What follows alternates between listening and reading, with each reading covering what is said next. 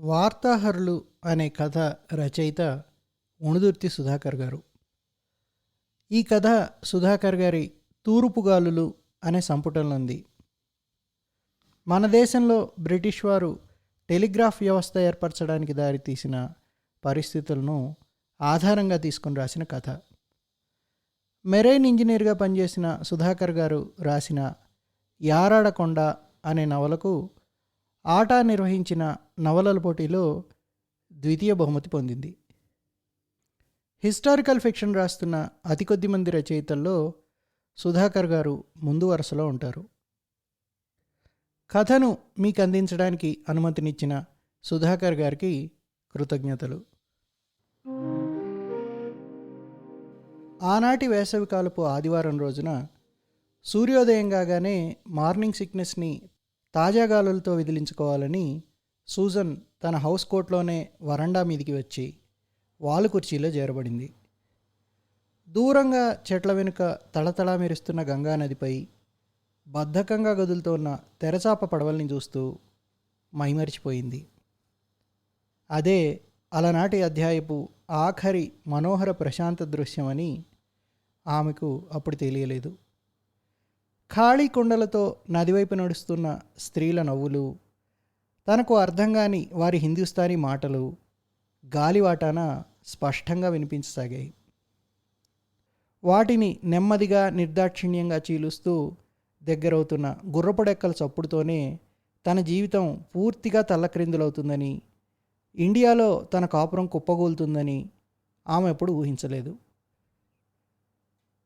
అతడు స్వారీ చేస్తున్న గుర్రంతో పాటు మరో గుర్రాన్ని వెంటబెట్టుకుని వచ్చిన రౌతు రెండింటినీ గేటు ముందున్న వేప చెట్టుకు కట్టి లోపలికి బిరబిరా రావడం ఎందుకో సూజన్కి ఆందోళన కలిగించింది. మళ్ళీ కడుపులో వికారంగా అనిపించింది. గుబురు మీసాల రౌతు, కమాండర్ సాబ్ మర్రే సాబ్ని వెంటనే తీసుకురమ్మని పంపించారు అన్నాడు. రెండో గుర్రం ఎందుకో సూజన్కి అర్థమైంది.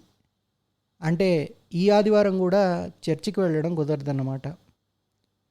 ఫాదర్ మార్టిన్ మెత్తగా పెట్టబోయే చీవాట్లు తినక తప్పదు.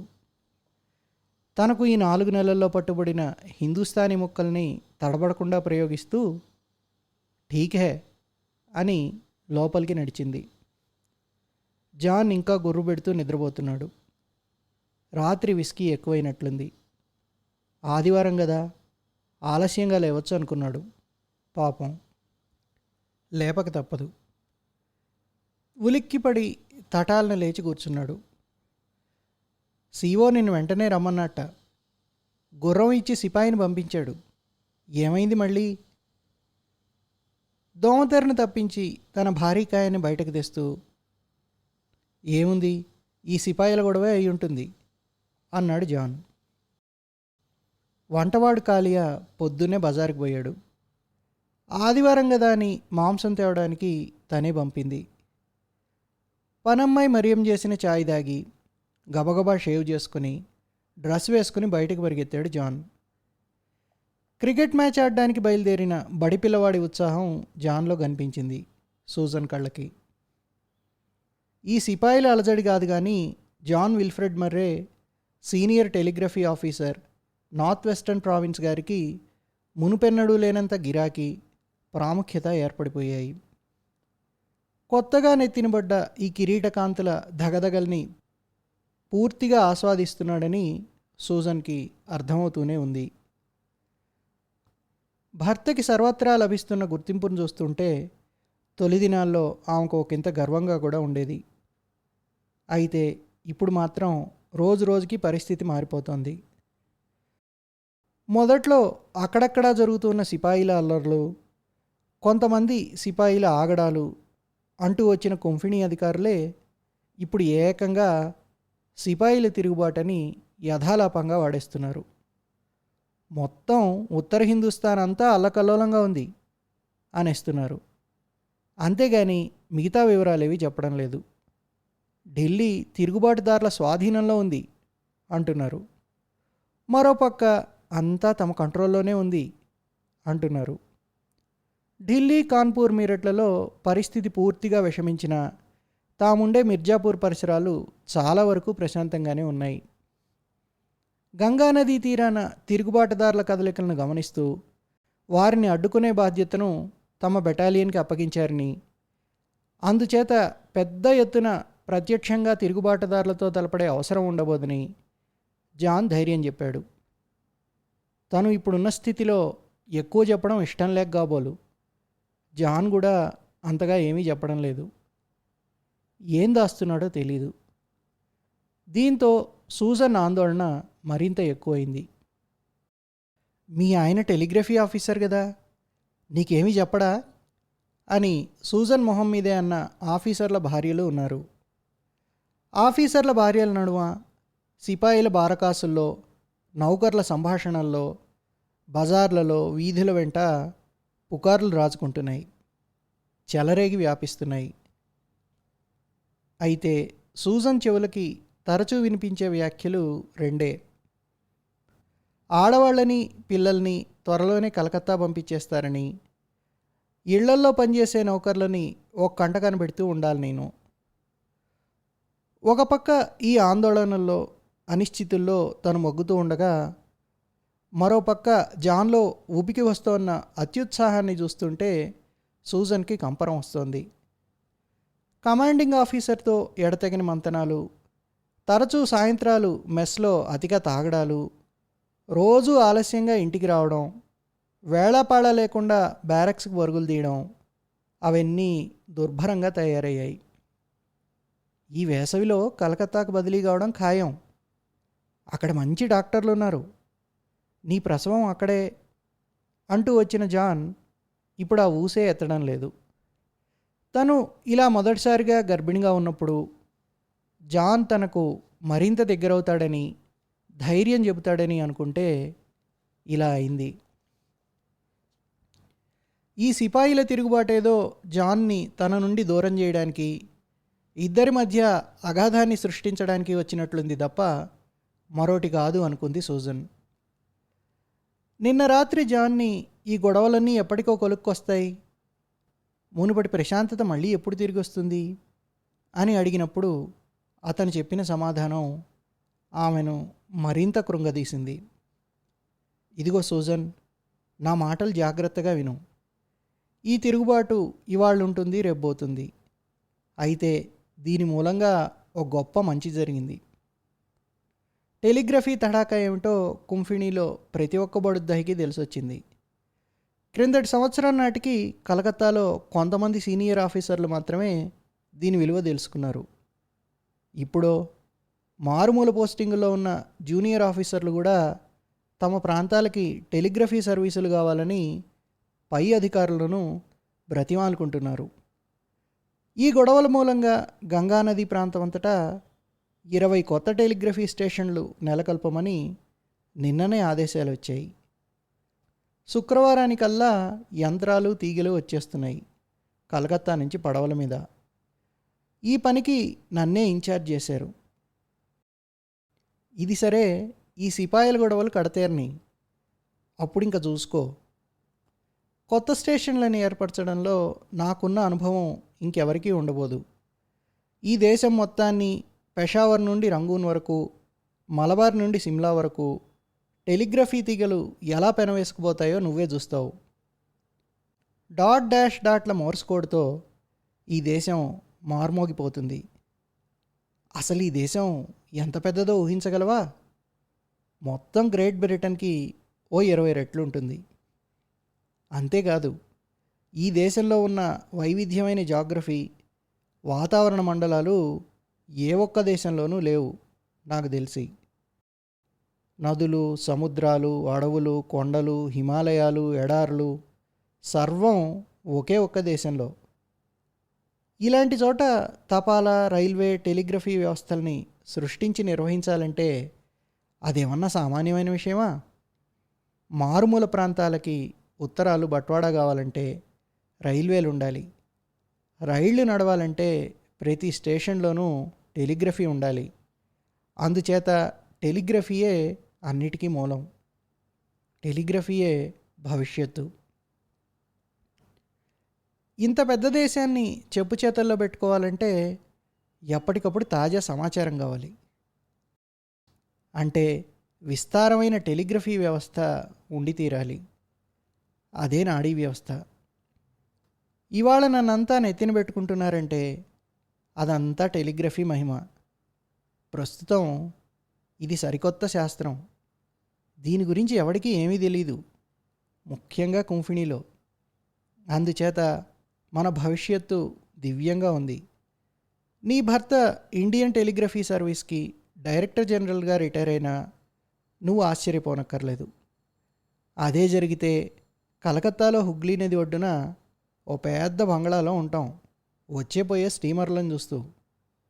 ప్రతి గదిలోనూ పంఖాలు, వాటిని లాగేందుకు మనుషులు, నౌకర్లు, చాకర్లు, గుర్రబగ్గీలు, గుర్రాలకు మాలిష్ చేసేవాళ్ళు అంటూ నిద్రలోకి జారుకోబోతూ, అన్నట్టు నీకెలా ఉంది? మళ్ళీ వాంతులయ్యాయా? డాక్టర్ కిల్బర్న్కి చెప్పాను, 2 రోజుల్లో మన ఇంటికే వచ్చి చూస్తానన్నాడు. రేపు ఎలానూ చర్చిలో కలుస్తామనుకో అని ముగించాడు. సూజన్కి చిర్రెత్తుకొచ్చింది. ఇప్పుడా నా గురించి అడగడం అందామనుకొని తమాయించుకొని, పొద్దున మాట్లాడదాంలే, ఇంక నోరు మూసుకొని పడుకో, విస్కీ తగ్గించు, ఈ వేడికి విస్కీకి నప్పదు అంది. దోమతెర 4 మూలల్ని సర్ది తను చేరబడింది, కానీ నిద్ర ఎగిరిపోయింది. ఇవాళ జాన్ అన్న దాంట్లో ఒక కొత్త విషయం తెలిసింది. ఈ గొడవలు ముగిశాకైనా జాన్ వేళకి వస్తాడని, ఇంటి పట్టునుంటాడని తను పెట్టుకున్న ఆశలు కాస్త అడుగంటాయి. అలా గడిచిన నిద్రజాలని రాత్రిని గుర్తు చేసుకుంటూ ఉండగా మరియం వరండాలోకి వచ్చి, నాస్తా లగాదియా మేం సాబ్ అంది. అప్పటికే ఎండ చుర్రుమంటోంది. వాలు కుర్చీ మించి లేచి లోపలికి నడుస్తూ, కాలియా కహా గయా అని అడిగింది సూజన్. పొద్దున్నే బజారుకు వెళ్ళి తాజా మేక మాంసం తెమ్మని మీరు నిన్న చెప్పారు కదా, తేవలసిన మిగతా వస్తువులు కూడా చాలానే ఉన్నాయి. బజార్లో ఆలస్యమైనట్లుంది, అందుకని నేనే నాస్తా తయారు చేశాను. ఈరోజు సాబ్ భోజనానికి రాడు, చర్చికి వెళ్ళేది కూడా లేదు. కాలియా వస్తే ఈ పూట కిచిడీ చేయమని చెప్పు. మాంసం రాత్రికే. అలాగే మేం సాబ్ అని మరియం వంటింట్లోకి వెళ్ళిపోయింది కూరలు తరగడానికి. మరియం ఉడికించి పెట్టిన దలియాదిని కాఫీ తాగాక తన తల్లికి ఉత్తరం రాద్దామని మేజా వద్ద కూర్చుంది సూజన్. ఇంగ్లాండ్లో ఉన్న తల్లి అక్క ఈ మధ్య తరచూ గుర్తొస్తున్నారు. కానీ 2 వాక్యాలు రాశాక ఇక ఉత్తరం ముందుకు సాగలేదు. ఉక్కపోత మొదలైంది. బారెడి పొద్దెక్కింది, కానీ ఈ కాలియా ఇంకా రాలేదు. జాన్ భోజనానికి రాడు కాబట్టి సరిపోయింది. అయినా వీడికి ఈ మధ్య వ్యాపకాలు ఎక్కువైపోయాయి. మరియం వాణ్ణి బాగానే వెనకేసుకుంటూ కాపాడుకుంటూ వస్తోంది. వీళ్ళిద్దరి మధ్య ఏదో వ్యవహారం సాగుతున్నదని ఈ మధ్య సూజన్కి అనుమానం కలుగుతోంది. మరియం 25 ఏళ్ల ముసల్మాన్ అమ్మాయి. బక్కపల్చగా తెల్లగా ఉంటుంది. కాలియా హిందువు, 35 ఉంటాయేమో. నల్లగా దృఢంగా ఉంటాడు. ఈ ఇద్దరికీ ఎలా కుదిరిందో ఏమైతేనే, ఇద్దరికిద్దరూ మంచి పనిమంతులు. ఒక్కసారి చెబితే గ్రహించేస్తారు. కాలియాని ఆఫీసర్ల మెస్ నుండి తప్పించి తమకు వంటవాడిగా కుదర్చడానికి సిఓ గారి చలవే కారణం. సీనియర్ ఆఫీసర్ల భార్యలు కొంతమంది కాలియా సేవల కోసం విశ్వప్రయత్నం చేసినా అవి తమకే దక్కేట్టు చేయడం. 4 నెలల క్రితం ఈ పోస్టింగ్ రాగానే సూజన్ కోసం జాన్ మర్రే సాధించిన మొదటి ఘన విజయం. కాలియాకి అంత గిరాకీ ఏర్పడడానికి కారణాలున్నాయి. మెస్లో మొదట బేరర్గా, ఆ తర్వాత పెద్ద వంటవాడికి అసిస్టెంట్గా చాలా కాలం పనిచేసి దొరల అలవాట్లు, వంటలు మహా చక్కగా నేర్చుకున్నాడు. హిందువులు గొడ్డు మాంసం ముట్టరు, ముసల్మాన్లు పంది మాంసం తినరు. ఈ సంగతి తనకి ఇంగ్లాండ్లో ఉన్నప్పుడే తెలుసు. కాలియా హిందువే కానీ బాగా కింది కులం వాడట. వాళ్ళకి అలాంటి పట్టింపులు ఉండవుట. ఈ ముక్క జాన్ చెప్పాడు. ఏమైతేనే ఈ వెసులుబాటు దొరలకి మహాబాగా ఉపయోగపడింది. అయినా ప్రపంచంలో ఎక్కడా లేని కులాలు ఈ హిందుస్థాన్లో ఎందుకున్నాయో ఫాదర్ మార్టిన్ అడగాలి. ఫాదర్ అన్నట్లు ఈ దేశం అంతటా క్రైస్తవం వ్యాపిస్తేనే కులాలు మాయమవుతాయేమో. మొన్న ఇదే మాట జాన్తో అంటే, ఈ దేశపు మత వ్యవహారాల్లో కలగజేసుకుంటే మొత్తం బెడిచి కొడుతుంది, ఇప్పుడు జరుగుతున్నది అదే అన్నాడు. సూజన్ కునికిపాట్లు పడసాగింది. రాత్రి సరిగ్గా నిద్రలేకపోయిందని ఫలితం. ఉత్తరం రాసే ప్రయత్నం మానుకొని లేచి పడగ్గది వైపు నడుస్తూ, మరియం, కాసేపు రెస్ట్ తీసుకుంటాను, వంట కాగానే లేపు అంది. మరికొద్దిసేపట్లోనే కాలియా ఇంట్లోకి వచ్చాడు. కావడితో సామాన్లు మోసుకొచ్చిన కూలీని వెంట పెట్టుకుని. కూలీ అతను మంచినీళ్లు దాగి పైసలు తీసుకుని బయటకు నడవగానే మరియం ఆతృతగా అడిగింది, ఏమైంది కాలియా? బషీర్ భాయ్ని కలిసావా? ఏమన్నాడు? ఇక్కడేమిటి మాటలు? వంటయ్యాక మాట్లాడుకుందాం. పర్వాలేదు, మేం సాబ్ మంచి నిద్రలో ఉంది. ఈ పూట కిచడీయే చేయడం కూడా అయిపోయింది. వంటింట్లోకి పద, త్వరగా చెప్పు. బషీర్ భాయ్ని కలిశాను. కొత్త టెలిగ్రఫీ యంత్రాలు వస్తున్నాయని, వాళ్ళు ఇంకా తొందరగా ఏదో ఒకటి చేయాలని చెప్పాను. ఏమన్నాడు? అమీనుద్దీన్ సాబ్ దగ్గరికి తీసుకెళ్ళాడు. ఆయనకి అదే ముక్క చెప్పాను. ముసలాడు ఏమన్నాడో తెలుసా? టెలిగ్రఫీ సైతాన్ కనిపెట్టిన సాధనం అన్నాడు. సమాచారం అందించే వరకే అయితే తన పావురాల ముందు ఇవేవి పనికిరావన్నాడు. హిందువుల గుడి, ముసల్మాన్ల మసీదు, అలాగే శ్మశానం, సమాధి అని చూడకుండా ఈ దొరలు ఎక్కడ పడితే అక్కడ స్తంభాలు పాతి తీగెల్లాగుతున్నారు. ఈ పాపం ఊరికే పోదన్నాడు. తూటాల మీద కొవ్వులాగా ఇది కూడా అందరి మతాల్ని భ్రష్టు పట్టించేందుకు దొరలు చేస్తున్న కుట్ర అని మండిపడ్డాడు. బషీర్ భాయ్ అక్కడే ఉన్నాడా? బషీర్ మరియంకి పెద్దనాన్న కొడుకు. అతనంటే చిన్నప్పటి నుండి ఆమెకు గొప్ప గురి. ఇటీవల అతని తమ్ముళ్ళిద్దరూ కుంఫిణీ కొలు వదులుకొని పారిపోయి నానాసాహెబ్ సైన్యంలో చేరిపోయారు. చిన్నప్పుడు ఆ కుటుంబంలోనే మరియం ఆ ముగ్గురు అన్నదమ్ముల మధ్య ముద్దుగా పెరిగింది. పట్టుబట్టి వాళ్ళతో పాటు కత్తిసాము, గుర్రపు స్వారీ, తుపాకీ కాల్చడం నేర్చుకుంది. ఇది చాలా ముఖ్యమైన పని, నువ్వే చేయగలవు అంటూ జాన్ ఇంట్లో మరియంని పనిలో కుదిర్చింది కూడా బషీరే. టెలిగ్రఫీ వల్లనే దొరలు నిమిషాల మీద సిపాయిల రాకపోకలు తెలుసుకుంటున్నారని, కుంఫిణీ సైనికుల్ని హుటాహుటిన తరలిస్తున్నారని బషీర్ ఎప్పుడో గ్రహించాడు. తిరుగుబాటు నాయకులు పంపే పావురాలేవి సరిగ్గా గమ్యం చేరడం లేదని కూడా అతనికి తెలుసు. ఆ రోజు నానాసాహెబ్ తాంతియా తోపేలకు రహస్యంగా సహకరిస్తున్న బషీర్ భాయ్తోనూ, తిరుగుబాటుదారులకు మద్దతుగా నిలిచిన స్థానిక పెద్ద మనిషి అమీనుద్దీన్ సాబ్తోనూ జరిగిన సమావేశం గురించి మరియంకు వివరించసాగాడు కలియా.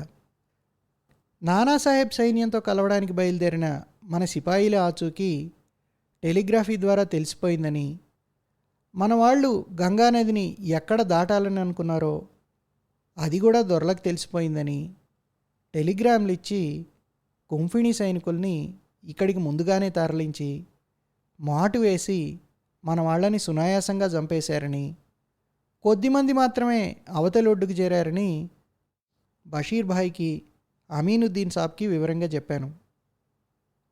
వాళ్ళేమన్నారు? ఇద్దరూ కన్నీళ్లు పెట్టుకున్నారు. బషీర్ భాయ్ అయితే వలవలా ఏడ్చేశాడు. నాకు దుఃఖం ఆగలేదు. అమీనుద్దీన్ సాబ్ కోపంతో మండిపడ్డాడు. మరియం కాసేపు మాట్లాడలేకపోయింది.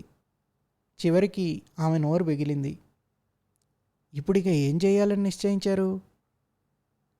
కొత్త యంత్రాలు రాకుండా 1-2 నెలలైనా అడ్డుకోవాలని చివరికి వాళ్ళు ఒప్పుకున్నారు. ఎలా అడ్డుకుంటాం? కలకత్తా నుండి యంత్రాలతో వచ్చే పడవలు శుక్రవారానికల్లా దినాపూర్ వరకు వస్తాయి. అక్కడ రేవులో కూలీలు వాటిని దింపి ఎడ్లబళ్ళ మీదకి ఎక్కిస్తారు. ఇక్కడికి రావడానికి ఒక పూట పైనే పడుతుంది. దారిలో మాటు వేసి యంత్రాలని ధ్వంసం చేయాలి. రాగి తీగల్ని మోసుకొచ్చి ఎక్కడైనా దాచిపెట్టాలి. తరువాత కరిగించి వాడుకోవచ్చు. ఎడ్లబళ్ళ వెంట ఒక సార్జెంట్ దొర, 6 సిపాయిలు ఉంటారు.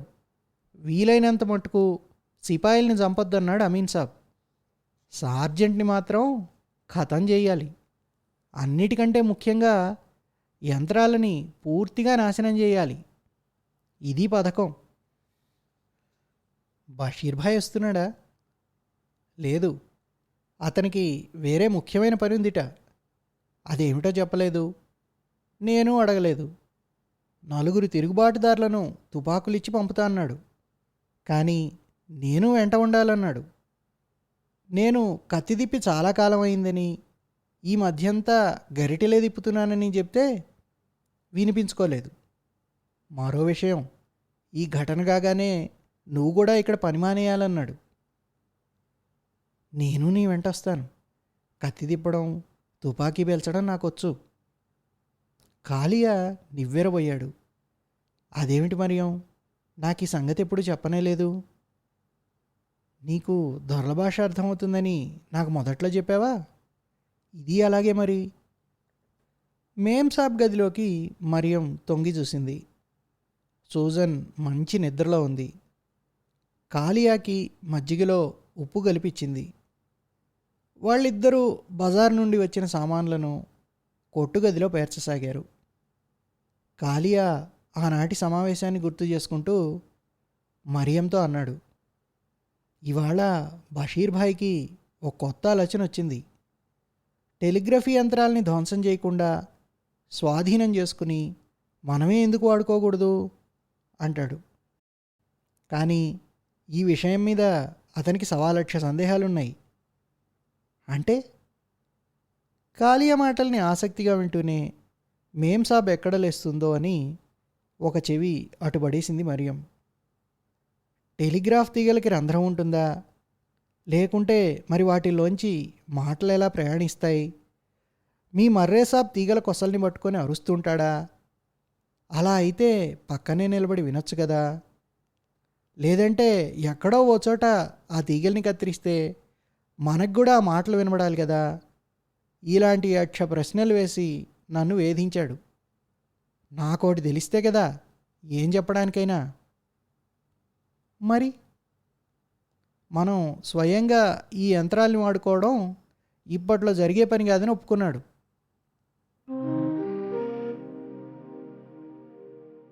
ఆ రోజు రాత్రి బాగా పొద్దుపోయాక మరియం పక్క మీద నుండి లేచి తన గదికి వెళ్ళబోతూ, ఈ వారంతో ఇక్కడి కథ ముగిసిపోతుంది, తరువాత ఎలా ఉంటుందో అన్నాడు కాలియా. మన వాళ్ళు గెలుస్తారు ఇన్షా అల్లా.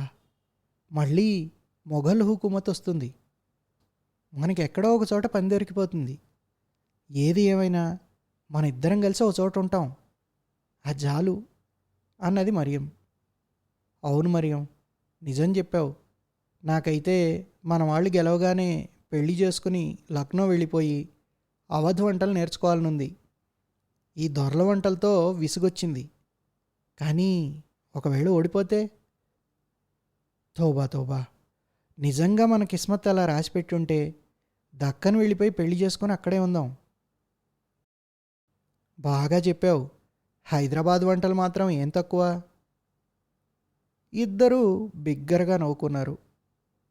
వారి ఆందోళనలు మబ్బుల్లా చెదిరిపోయాయి. నిద్రపట్టక దొర్లుతున్న సూజన్కి వీళ్ళ నవ్వు లీలగా వినిపించింది. ఆమె అనుమానం మరింత దృఢపడింది. కలకత్తా నుండి వస్తున్న టెలిగ్రఫీ యంత్రాలను ధ్వంసం చేసే పథకం అనుకున్నట్టుగా సాగలేదు. అమీన్ సాబ్ పంపించిన 4 ఒక ఆయన బాగా వయసు మీరినవాడు. రాత్రిపూట అతనికి సరిగ్గా కనిపించదు. పేరు రాణా. అతను అతను రాజ్పుట్. అతనికి మందుగుండు పేల్చడం బాగా వచ్చని, కాబట్టి వెంట ఉండి తీరాలని అమీన్ సాబ్ పట్టుబట్టాడు. మిగతా ముగ్గురు ఈ మధ్యనే తర్ఫీదు పొందిన యువకులు. వాళ్ళని లక్నో పంపే ముందు ఈ విధంగా వినియోగిస్తే మంచి తిరుగుబాటు సైనికులు అవుతారని బషీర్ భాయ్ ఆలోచన. అయితే ఈ నలుగురిలో ఇద్దరికే తుపాకులున్నాయి. మిగతా ఇద్దరు కత్తులు పట్టుకున్నారు. ఇవిగాక కాలియాకి మరియంకి చెరో బాకు ఇచ్చారు. మరో ఊహించని పరిణామం ఏమిటంటే, ఈ యంత్రాలు తమ శాఖకి చెందినవి గనక వాటిని సురక్షితంగా చేరవేసే బాధ్యత తనపై కూడా ఉందని భావించిన జాన్ సీఓని ఒప్పించి తాను కూడా కుంఫిణీ దళంతో పాటు దినాపూర్ బయలుదేరాడు. ఈ సంగతి తిరుగుబాటుదారులెవరికి తెలియలేదు. ఆ సాయంత్రం దినాపూర్ శివార్లలో తుపాకులు పేలగానే కుంఫిణీ దళం అప్రమత్తంగా అయి జవాబుగా కాల్పులు జరిపింది. ఎడ్లబళ్ళు అదుపు తప్పాయి. తలో దిక్కు అయ్యాయి. తిరుగుబాటుదారులను వెంటదరిమితే లేదా చంపితే బళ్లలోని సామగ్రి సురక్షితంగా ఎక్కడో ఒక చోట ఉంటుందని అనుభవం కలిగిన కుంఫిణీ దళ సభ్యులకు తెలుసు. ఈ విషయాల్లో బొత్తిగా అనుభవం లేని జాన్ మాత్రం తొందరపడి బళ్లను ఒంటరిగా అనుసరించాడు. అదే అతను చేసిన పెద్ద తప్పిదం. రాణా, ఒక యువ సైనికుడు, కాలియా ఈ ముగ్గురు కలిసి వీలైనన్ని ఎడ్లబళ్లను తొందరగా ధ్వంసం చేయాలని, మిగతా ముగ్గురు కుంఫిణీ దళాన్ని నిలువరించాలని నిర్ణయించుకున్నారు. అనుకున్నట్లుగానే రాణా బృందం 3 బళ్ళని ధ్వంసం చేసింది. మరో బండిని పేల్చబోతూ ఉండగా జాన్ వాళ్ళని సమీపించాడు. పిస్తోలుతో రాణాను వెనక నుండి కాల్చాడు. రాణా అక్కడే కుప్పగోలాడు. కాలియా వెనక్కి తిరిగి చూసేసరికి ఎదురుగా జాన్. "నువ్విక్కడేం చేస్తున్నావు కాలియా?" అని అరిచాడు జాన్. కాలియా నిశ్చేష్టుడై నిలబడ్డాడు. జాన్ కాలియాపై తన పిస్తోల్ని గురిపెట్టాడు. సార్జెంట్ ఒక్కడే కాకుండా మరో తెల్లదొర కూడా ఉన్నందుకు మొదట ఆశ్చర్యపోయిన మరియం బృందం దొరలపైనే దృష్టి పెట్టాలనే లక్ష్యం ప్రకారం జాన్ని అనుసరించింది. కాలియా ప్రాణానికి ఏర్పడ్డ ముప్పుని గమనించిన మరియం తన బాకుని బలంగా విసిరింది. అది వీపును గుచ్చుకుని జాన్ నేల కొరిగాడు. కాలియా తేరుకొని జాన్ చేతిలోని పిస్తోల్ని లాక్కున్నాడు. అతని తలపై గురిపెట్టి కాల్చాడు. మరో 2 బళ్ళని పూర్తిగా ధ్వంసం చేసి తిరుగుబాటుదారులు ముసురుకుంటూ ఉన్న చీకట్లలో అదృశ్యమయ్యారు. జాన్ తన ప్రాణం పోయే ముందు తిరుగుబాటుదారుల జట్టులో కాలియా మరియంలు ఉన్నారని సార్జెంట్కి తెలియపరిచాడు. జాన్ శవాన్ని చూసి సూజన్ అపస్మారక స్థితిలోకి వెళ్ళింది. కొద్ది రోజులకు ఆమెకు గర్భస్రావం అయింది. డాక్టర్ కిల్బర్న్ తన శక్తియుక్తులన్నింటినీ ధారబోసి సూజన్ ప్రాణాన్ని మాత్రం కాపాడగలిగాడు. కాస్త కోలుకోగానే ఆమెను కలకత్తాకు తరలించారు. పూర్తిగా కోలుకున్నాక అక్కడి నుండి ఆమె ఇంగ్లాండ్ వెళ్ళిపోయింది. తరువాత ఏమైంది తెలియలేదు. దినాపూర్ సంఘటన తర్వాత కుంఫిణీ వారు కాలియా మరియంల ఆచూకీ తెలుసుకోవడానికి విశ్వప్రయత్నం చేశారు. బషీర్ భాయ్ వాళ్ళని సురక్షితంగా ఉంచాడు. కొన్నాళ్లకి కాలియా నానాసాహెబ్ సైన్యంలో కలిసిపోయాడు. మరియం అవధ్రాణి బేగం హజరత్ మహల్ వెంట ఉండే మహిళా అంగరక్షక దళంలో చేరిపోయింది. భీకర పోరాటం తరువాత లక్నోను కుంఫిణీ సేనలు తిరిగి స్వాధీనం చేసుకున్నప్పుడు ఆమె బేగంతో పాటు నేపాళ దేశానికి పారిపోయిందని, అక్కడే మరణించిందని అంటారు. బేగం సాహిబా సమాధినే కనుక్కోలేకపోయారు. ఇక మరియంని ఎవరు తెలుసుకుంటారు? తిరుగుబాటు విఫలమైన తరువాత పట్టుబడిన వేలాది మందిలో కాలియా కూడా ఉన్నాడంటారు. ఫతేపూర్ సమీపంలోని గ్రామాల్లో చెట్లకు ఉరిదీయబడ్డ వందలాది మంది తిరుగుబాటుదారులలో కాలియా కూడా ఉన్నాడని ఒక వదంతి చలామణిలో ఉండేది. స్థానిక గ్రామస్తులు సాహసించి శవాలను స్వాధీనం చేసుకునే నాటికి అవి బాగా కుళ్ళిపోయాయి లేదా రాబందులు పీక్కుతిన్నాయి. ముసల్మాన్ ఎవరో, హిందూ ఎవరో, ఎవరే కులం వారో, ప్రాంతం వారో తెలియరాలేదు. అవశేషాలన్నింటినీ సామూహికంగా దహనం చేశారు లేదా పాతిపెట్టారు. ఉరి తీయబడేందుకు కొద్ది క్షణాల ముందు ఒక తిరుగుబాటుదారుడు టెలిగ్రఫీ స్తంభాల్ని, తీగల్ని చూపిస్తూ ఇలా అన్నాడని కుంఫిణి వారి రికార్డుల్లో నమోదు చేయబడింది. అదిగో ఆ ముదనష్టపు తీగలే మా పాలిట యమపాశాలయ్యాయి. 1857 నాటి తిరుగుబాటు విఫలమయ్యాక విక్టోరియా మహారాణి విడుదల చేసిన తాకీదుతో హిందుస్థాన్పై ఆధిపత్యం కుంఫిణి వారి చేతుల నుండి ప్రత్యక్ష బ్రిటిష్ పాలనకు మార్చబడింది. ఆ వెంటనే రైలు పట్టాలు, టెలిగ్రఫీ తీగలు కలిసికట్టుగా అత్యంత వేగవంతంగా దేశమంతటా పాకిపోయాయి.